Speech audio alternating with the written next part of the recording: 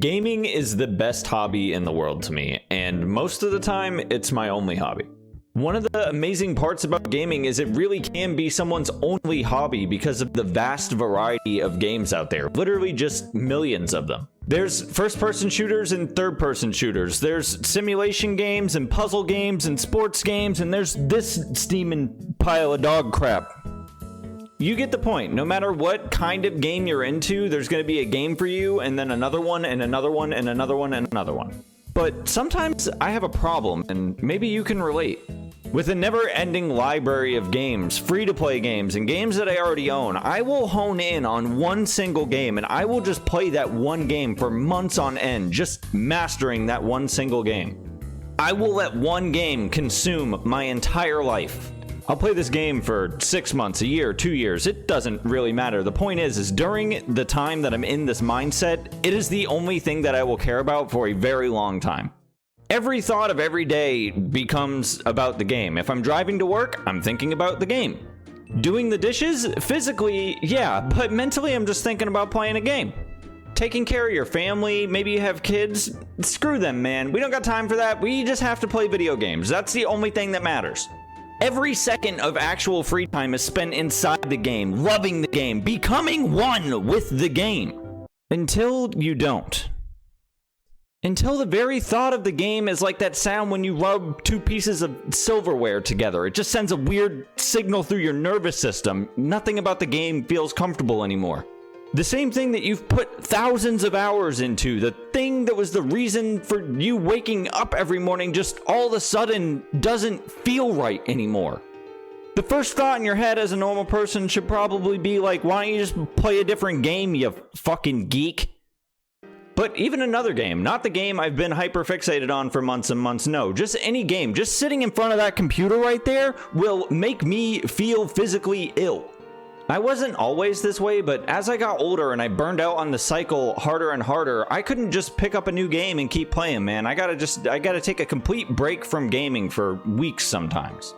I know I'm not alone in this vicious gaming cycle that I put myself through, because I do have some friends who can relate to that process, but I also have friends who can pick up and play 4 different games in a single day, and like that's just normal to them, and that is crazy to me. So maybe you think I'm an actual lunatic for how I choose to consume games, but maybe, just maybe, you're in the 5% of people who likely consume games just like me.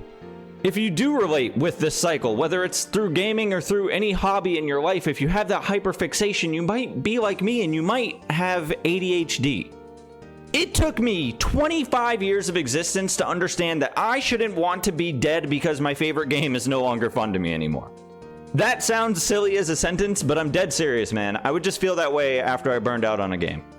I'd played 6 months straight of RuneScape, and then 6 months straight of Overwatch, and then 6 months straight of Neopets. Every time just feeling more and more empty as I burned out from game to game to game. Eventually, I got fed up, man, and I went to the doctor, and I asked that motherfucker, hey, why aren't games fun anymore? You know what they told me? They said it's because every game that comes out now just sucks ass, and we only have to choose from this game and that game for the rest of time. Just kidding. They told me I was depressed. Can you believe it? This guy, depressed. Shocker. They gave me some pills, and they told me to exercise. Just an FYI to the kids out there that think that exercising for mental health isn't real and that you just need pills to make you feel better, bro. That's not true. I felt that way for a while, but I'm serious. There's like nothing that can replace putting your ass into some physical labor, some exercise. It'll just make you feel so much better as a human. You should really try it if you're not feeling good. I'm not saying that pills won't help you. Pills help a lot of people, but what I'm saying is that nothing replaces what your body releases when you physically exercise really hard. Pills are like the inflatable arms that SpongeBob gets instead of just going to the gym yourself, if that makes sense. I won't bore you with my entire medical history, but after consulting with medical professionals and family and friends, I realized my problem had been staring me in the face this entire time. I have ADHD. I remember as a kid, the kids with ADHD in school were kind of stupid. They sucked dicks on the spelling test, and I remember thinking like, man, that kid's gonna grow up to be a real loser one day. I didn't think I was that kid, man. I got pretty good grades in school without even trying that hard, and I never really pictured myself as that kid with ADHD. But the more I looked into it, I was like, damn, this really just fits me like picture perfect to a T. This explains so much with not only my problems in gaming, but my entire life. Here's some ADHD symptoms, and I was able to kind of use some of these symptoms and how I act in games to almost realize that I do have ADHD and then go get the help to go see what the hell is going on. Impulse control. League of Legends might be a free-to-play game, but I might be a little impulsive. Please keep in mind that this account is like 14 years old and I'm not rich or anything, so please like the video down below so maybe one day I can be rich. Thanks. Hyperactivity and inability to focus. Now, it makes no sense that you would be affected by both of these things because they're opposites, but I sure am. It's why I can go from like an absolute god of gaming, that dude who's hyper focused in, I'm seeing everything around me, I'm just one step ahead of everyone. And then the next game just be 10 times worse because I can't stay focused on the game because I'm thinking about that time in 6th grade English class I got a boner right as the bell rang and I had to get up and walk through the class with a boner, and now I can't stop thinking about that all the time during the game, so I can't stay focused on what's going on. So my reactions just aren't there, man. It just makes me worse. Burnout is a symptom of ADHD, which is like what the whole first half of this video is about, man. I just be burning out on everything. Exercising, playing video games, going to work, waking up on time, anything, man. I can't do it for like more than 80 hours in a row before I feel sick. Unless it's a really good video game. Then I can do like thousands of hours before I feel sick. Hell, I burned out writing the script for this video for like 2 weeks because in the 3 weeks prior to this video, I had pumped out like 3 videos. So just looking at a script was making me sick to my stomach, bro. I could not do it anymore. So I just had to take like a 2-week YouTube break. There's a lot of other symptoms of ADHD, but that's just some of the ways that it's kind of affected me as a gamer and as a human. Now let's talk about something way more fun than mental illness: drugs. Drugs used to treat mental illness. My doctor gave me an Adderall prescription, and I was like, fuck yes, dude. I'm about to be Diamond in League of Legends and Global Elite in CSGO in 6 hours. It turns out when you actually have ADHD, it doesn't really work like that. Was I a little bit better at staying on task and not getting burned out? Sure. Was I also incredibly itchy all over and could only sleep for 4 hours a day at most? Also, sure. Not worth, homies. Not worth.